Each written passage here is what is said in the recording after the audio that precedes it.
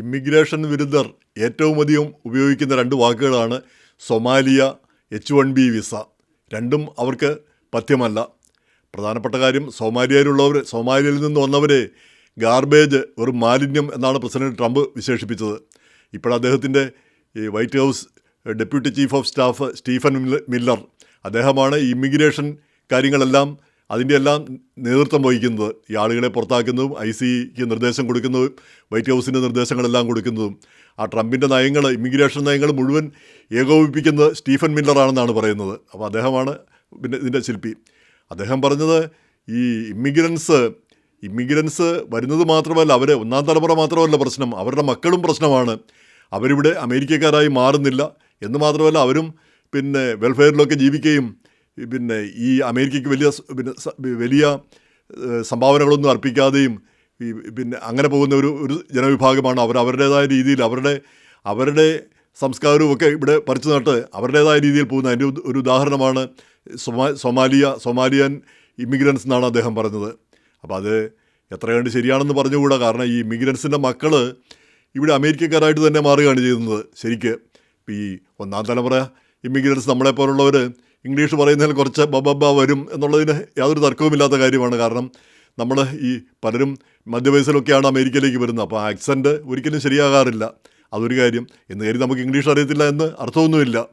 പിന്നെ ഈ ഇംഗ്ലീഷ് അറിയത്തില്ലെങ്കിലും പിന്നെ അതൊരു അയോഗ്യതയായിട്ട് ഒരു കാലത്തും കണക്കാക്കപ്പെട്ടിരുന്നില്ല. പക്ഷേ ഇപ്പോഴതും ഒരു പ്രധാനപ്പെട്ട കാര്യമായിട്ട് മാറിയിരിക്കുന്നു. എന്തായാലും ഇവിടെ അസിമിലേറ്റ് ചെയ്യുന്നില്ല, ഇവിടെ ഇഴുകിച്ചേരുന്നില്ല. ഈ ഇവരുടെ മക്കളാണെങ്കിലും അവർ പിന്നെ മോരും മുതിരയും പോലെ മാറി നിൽക്കുന്നു എന്നാണ് സ്റ്റീഫൻ മില്ലർ പിന്നെ ആക്ഷേപിച്ചിരിക്കുന്നത്. അതിൽ ഈ പ്രക്രിയ തുടങ്ങിയത് കഴിഞ്ഞ ഒരു 10-70 വർഷമായിട്ടാണ് എന്നും കൂടി അദ്ദേഹം പറയുന്നുണ്ട്. അതായത് 1950 ശേഷം എന്ന് പറഞ്ഞാൽ അതിന് ശേഷമാണ് ഏഷ്യയിൽ നിന്നും ആഫ്രിക്കയിൽ നിന്നൊക്കെ കൂടുതൽ പേര് കുടിയേറ്റക്കാർ ഇങ്ങോട്ട് വന്നത്. അതിന് മുമ്പൊക്കെ ഉള്ളത് യൂറോപ്പിൽ നിന്നൊക്കെയുള്ള ആളുകളാണ് വന്നുകൊണ്ടിരുന്നത്. അപ്പോൾ പിന്നെ കളയടായിട്ടുള്ള ആളുകൾ വന്നു, ഇവിടുത്തെ സംസ്കാരം മാറി, ഇവിടുത്തെ ജീവിത നിലവാരം മാറി എന്നാണ് അദ്ദേഹം വ്യംഗ്യമായിട്ട് സൂചിപ്പിക്കുന്നത് എന്ന് വേണം നമ്മൾ ധരിക്കാൻ വേണ്ടിയിട്ട്. പിന്നെ എന്തായാലും ഈ മക്കൾ അമേരിക്കയുടെ വെൽഫെയർ ജീവിച്ച് ഒന്നുമാണ് ജീവിക്കുന്നതെന്ന് പറയാൻ പറ്റില്ല. കാരണം എല്ലാവരും തന്നെ ഇവിടെ വിദ്യാഭ്യാസം നേടുകയും പിന്നെ പലവിധ ജോലികൾ ചെയ്യുന്നവരാണ്. പിന്നെ ഈ രാജ്യത്തിന് കോൺട്രിബ്യൂട്ട് ചെയ്യുന്നവരാണ്. എന്ന് മാത്രമല്ല, ഈ ആളുകളെ എങ്ങനെയാണ് മാലിന്യം എന്ന് പറയാൻ പറ്റുന്നത്? എല്ലാവരും ഇപ്പോൾ ഒരേ ബുദ്ധിശക്തിയോ അല്ലെങ്കിൽ ഒരേ കഴിവുകളോ ഉള്ളവരല്ല. പക്ഷേ ഈ കഴിവുകളില്ലാത്തവർ നമുക്ക് ആവശ്യമില്ലേ? ജാനിറ്റർമാർ പിന്നെ വേണ്ടേ? അല്ലെ നമ്മുടെ ഈ ലോൺ ക്ലിയർ ചെയ്യുന്നവർ, മക്ഡൊണാൾഡ്സിന് ജോലി ചെയ്യാനുള്ള ആളുകൾ, അതുപോലെ തന്നെ പിന്നെ ഈ ഓറഞ്ച് പറിക്കാനും ആപ്പിൾ പറിക്കാനും ആപ്പിൾ പിക്ക് ചെയ്യാനും ഒക്കെ ആൾ വേണ്ടേ? അപ്പോൾ എല്ലാവരും ഒരേ വിദ്യാഭ്യാസം നേടുന്നവരും ഒരേ കഴിവുകൾ ഉള്ളവരാവണമെന്നും ഒരു നിർബന്ധവുമില്ല. എല്ലാവർക്കും ആ തുല്യ യോഗ്യതയാണ്. അപ്പം ആ ഒരു അതീശത്വ മനോഭാവം അവിടെ കാണുന്നു. ഈ താണ ജോലിക്കാരല്ല താണതരം അവർ ഉയർന്ന ജോലിക്കാരായി മാറിയില്ലെങ്കിൽ അവർ അങ്ങ് മോശക്കാരായി പോയി എന്നുള്ള ഒരു തെറ്റായ ധാരണ അത് നമ്മൾ ഇന്ത്യയിലും അതുകൊണ്ടെന്ന് തോന്നുന്നല്ലേ. പലതരം ജോലികൾ ചെയ്യുന്നവരെ നമ്മൾ താണവരായിട്ട് നമ്മൾ കാണുന്നു. ഇപ്പം പിന്നെ ഞാൻ ഏറ്റവും തമാശയായിട്ട് കാണാറുള്ളത് ഈ വിദ്യാഭ്യാസം കുറവും ഒക്കെ ഉള്ള ആളുകൾ, അല്ലെ വിദ്യാഭ്യാസം കുറവ്, സമ്പത്ത് കുറവ്, പിന്നെ സാമ്പത്തികം കുറവ്, അങ്ങനെയുള്ള ആളുകൾക്ക് സ്വതന്ത്രമായിട്ട് തീരുമാനമെടുക്കാൻ കഴിവില്ല എന്നാണ് ഇപ്പം നമ്മുടെ വരേണ്യവർഗമൊക്കെ പലപ്പോഴും പറയാറുള്ളത്. ഇപ്പം മതം മാറ്റത്തിനെതിരെ പറയുന്ന ഒരു കാര്യം ഇതാണ്. മതം മാറ്റത്തെ ഞാൻ അനുകൂലിക്കുന്നതുകൊണ്ട് പറയുന്നതല്ല. പിന്നെ അതായത് ഈ താണജാതിക്കാർക്കും ഒക്കെ അവർക്ക് സ്വതന്ത്രമായിട്ട് തീരുമാനമെടുക്കാൻ കഴിവില്ല. കാരണം അവർക്ക് പണമില്ല, അവർക്ക് വിദ്യാഭ്യാസമില്ല. അത് ശരിയാണോ? പണവും വിദ്യാഭ്യാസവും ഇല്ലെങ്കിൽ അവർക്ക് ഏതാണ് ഗുണകരമെന്ന് തീരുമാനിക്കാനുള്ള അവകാശം എല്ലാവർക്കുമുണ്ട്. അതിന് ഒരു തർക്കവുമില്ലാത്ത കാര്യമാണ്.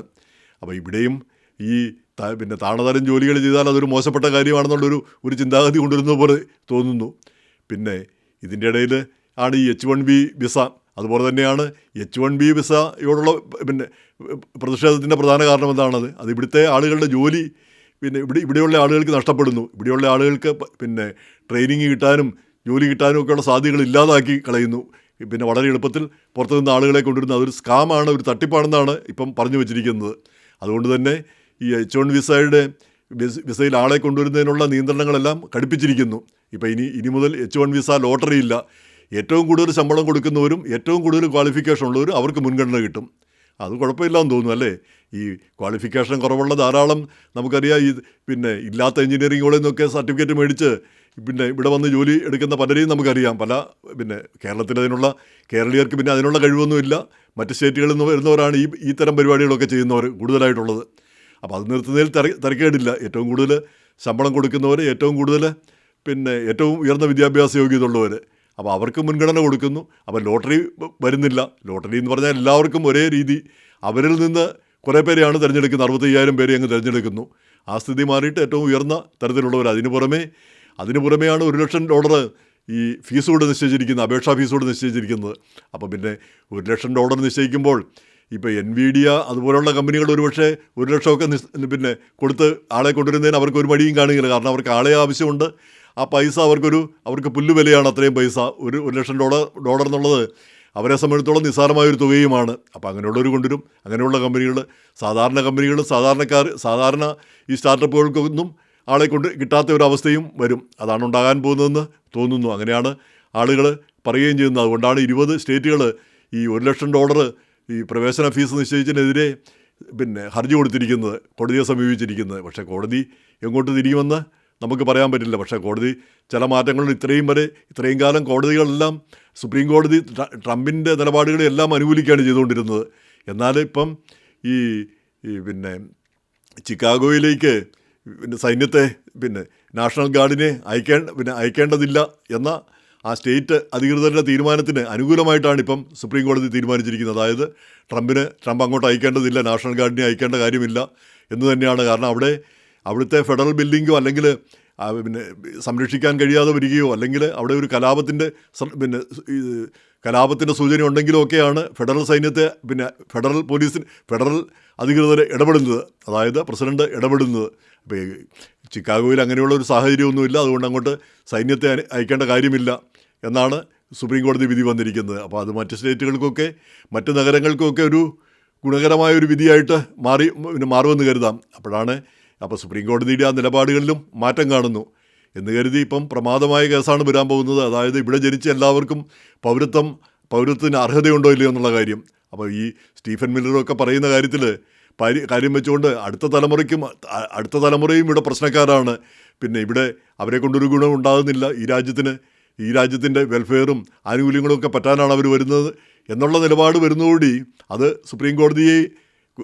അക്കാര്യത്തിൽ സുപ്രീം കോടതി എന്ത് വിധി പറയുമെന്നാണ് ഇനിയിപ്പോൾ നമ്മൾ കാണേണ്ടിയിരിക്കുന്നത്. അപ്പോൾ സുപ്രീം കോടതി ഏത് നിലപാട് എടുക്കും? ഇവിടെ ജനിച്ചവരെല്ലാം പൗരന്മാരാണോ, അതോ ഇവിടെ ഇല്ലീഗലായിട്ട് വന്നവർ അല്ലെങ്കിൽ ഇവിടെ ടെമ്പററി വിസയിൽ വന്നവർ, അവരുടെയൊക്കെ മക്കൾക്ക് പൗരത്വത്തിന് അർഹതയുണ്ടോ ഇല്ലയോ എന്നുള്ള കാര്യത്തിൽ ഒരു തീരുമാനം ഏത് രീതിയിലെടുക്കുമെന്നാണ് ഇനിയിപ്പം നമ്മളെല്ലാം ശ്രദ്ധിച്ചുകൊണ്ടിരിക്കുന്നത്. കാരണം നമ്മളെല്ലാം ബാധിക്കുന്ന കാര്യമാണ്. നമ്മളെല്ലാം ഇപ്പം എല്ലാവരും ടെമ്പററി വിസയിലല്ല, ഇവിടെ പൗരത്വമുള്ളവരൊക്കെ തന്നെയാണ്. എങ്കിൽ കൂടി പൗരത്വമുള്ളവരെ കൂടി ഈ ICE ഏജൻറ്റുമാർ വന്ന് പിടികൂടുന്ന സംഭവങ്ങളും നമ്മൾ റിപ്പോർട്ടിൽ കാണാറുണ്ട്. അവരിൽ പലരെയും തടങ്കലിലാക്കുന്നു. അവർ രേഖകളൊക്കെ കൊണ്ടുപോയി കാണിച്ച് ഇറങ്ങേണ്ടി വരുന്നു, അല്ലെങ്കിൽ വക്കീലിനെ ഏർപ്പെടുത്തേണ്ടി വരുന്നു. ഇങ്ങനെയുള്ള സംഭവങ്ങളും ഒറ്റപ്പെട്ടതാണെങ്കിലും ഉണ്ടാവുന്നു എന്നും കാണുന്നുണ്ട്. എന്ന് മാത്രമല്ല, ഇപ്പോൾ ട്രംപ് അധികാരമേറ്റ ശേഷം ഏതാണ്ട് 1.5 മില്യൺ ആളുകൾ ഇവിടെ നിയമപരമായിട്ട് താമസിക്കാനുള്ള അവകാശങ്ങൾ, അതായത് ടെമ്പററി പ്രൊട്ടക്റ്റഡ് സ്റ്റാറ്റസ് എന്നൊക്കെ പറഞ്ഞ പല രാജ്യങ്ങളിൽ നിന്ന് വന്നവർക്ക് പലവിധ കുറേ കാലം കൂടെ ഇവിടെ ജീവിക്കാനായിട്ടും ഇവിടെ ജോലി ചെയ്തിട്ട് ജീവിക്കാനായിട്ടും അനുമതി കൊടുത്തിരുന്നു. അപ്പോൾ ആ കാലയളവിനുള്ള അവർ ഗ്രീൻ കാർഡൊക്കെ മേടിച്ച് ഇവിടെ സ്ഥിരപ്പെടണം എന്നുള്ളൊരു സങ്കല്പത്തിലായിരുന്നു അത്. പക്ഷേ ഇപ്പോഴങ്ങനെയല്ല. ഈ ടെമ്പററി പ്രൊട്ടക്റ്റഡ് സ്റ്റാറ്റസ് എന്ന് പറഞ്ഞാൽ ടെമ്പററിയാണ്, തൽക്കാലത്തേക്കുള്ളതാണ്. അവർ തിരിച്ചു പോയിക്കൊള്ളണം. അപ്പോൾ അതുകൊണ്ട് അവരുടെ സ്റ്റാറ്റസ് റദ്ദാക്കി അവരെ തിരിച്ചുവിടുന്ന പ്രക്രിയയിലാണ് ഭരണകൂടം ഇരിക്കുന്നത്. അപ്പോൾ എല്ലാ രംഗത്തും ഇങ്ങനെയുള്ള ഈ മാറ്റങ്ങൾ നമ്മൾ കാണുന്നു. അപ്പോൾ അതിൻ്റെ ഇടയിലാണ് സ്റ്റീഫൻ മില്ലറെ പോലെയുള്ളവർ ഈ അടുത്ത തലമുറ പോലും പ്രശ്നക്കാരാണ് എന്ന് പറയുന്നത്. എന്തായാലും അതൊക്കെ എങ്ങനെ അമേരിക്കൻ നിയമരംഗത്തെ ബാധിക്കും എന്നാണ് ഇനി നമുക്ക് കാണേണ്ടിയിരിക്കുന്നത്.